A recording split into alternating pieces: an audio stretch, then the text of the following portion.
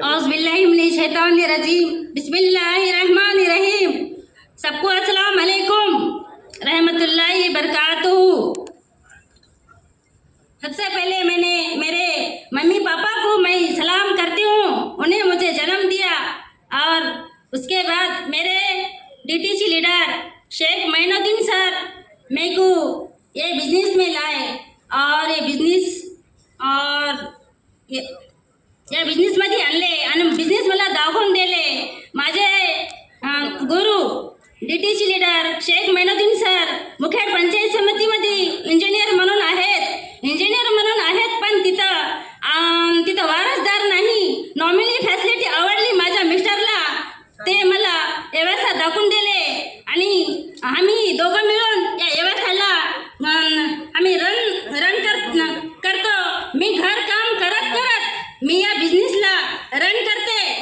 माझं शिक्षण काही नाही, माझ्या फक्त घरकाम करत माझ्या मिस्टरनं म्हणले आज नोकरी आहे उद्या नाही, मग आपल्या फॅमिलीचं काय होणार? जर आपण जगातून जर निघून गेलो तर आपल्याला कोणी विचारू शकत नाही, आपल्याला कोणी नातेवाईक कोणी साथ देऊ शकत नाही। पण सिर्फ हे माय लाईफस्टाईल आपल्या लेकराला सावली बनवून जिंदगीभर त्यांचं साथ देणार आहे। आपले नातेवाईक कोणी साथ देणार नाही, आपल्याला कोणी मदतीला येणार नाही। त्यासाठी आम्ही हे बिझनेस स्वीकारला। माझ्या मिस्टरला बिझनेस आवडलं आणि आम्ही दोघं खांद्याला खांदा लावून माझ्या मिस्टरच्या मी या बिझनेसला रन करते। तरी आमच्या समाजामध्ये मुस्लिम महिलांमध्ये बाहेर निघत नाही, तर माझे मिस्टर का आणले बाहेर की आज नॉमिनी फॅसिलिटी आहे म्हणून माझे मिस्टर या बिझनेसमध्ये आणले। नावं मला खूप लोक ठेवले, पण मी त्या नावात त्या लोकांना मागं टाकले, पुढं चालत राहिले।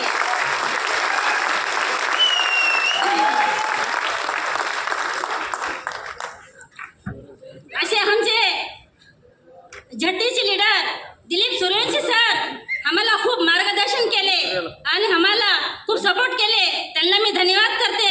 तसेच आमचे आरटीसी गुलाब राठोड सर, तसेच आमचे आरटीसी अमर कवडे सर, त्यांना पण मी धन्यवाद करते। तसेच आमचे मूर्ती लहान आणि कीर्ती महान आमचे लाडके सगळ्यांचे महागुरु एनटीसी नाईक नवरे सर आणि एनटीसी नाईक नवरे मॅडम, त्यांना मी मनापासून धन्यवाद करते।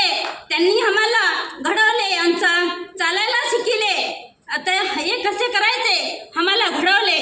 तर त्यांच्या आशीर्वादाने आम्ही या स्टेजवर आले आणि स्टेजवर येऊन या बोलण्याची संधी भेटली। माझ्या मिस्टरचं सांगायला गेलं तेवढं कौतुक कमी आहे। तर माझे मिस्टर या मुस्लिम लोकांनी तरी माझ्या मिस्टरला म्हणले की मुस्लिम महिला घराच्या बाहेर निघत नाही, तर आज शेख सर नोकरी करत नोकरी आहे त्यांच्या मिसेसला स्टेजवर आणले आणि स्टेजवर बाहेर काढले, खूप नावं ठेवले। मग माझं ऐकलं नाही, लोक म्हणत होते लोकांना काय घेणं देणं नाही, तर आपण काम करायचं आपल्या लेकरासाठी करायचं काम, आपण दुसऱ्यासाठी नाही। आज आपण उद्या नाही तर आपल्याला साथ देऊ शकत नाही, आपल्याला संकट खूप येतात। मला बाहेर निघताना खूप त्रास झाला, घर काम करत खूप त्रासामधून लेडीज बाहेर निघते। त्या लेडीज महिलेला सगळ्याला माहिती आहे की घरी आपण काम जर करतो ना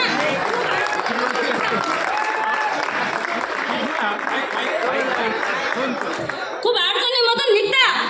या लेडीज महिलेला सगळ्याला माहिती आहे घरकाम कसं होते, कोणत्या टायमाला होते, आपण सेमिनारला किती वाजता जायचं, किती वाजता पोहोचायचं, सगळं या आपल्या मुस्लिम जो लेडीज महिलेला सगळ्याला कळते।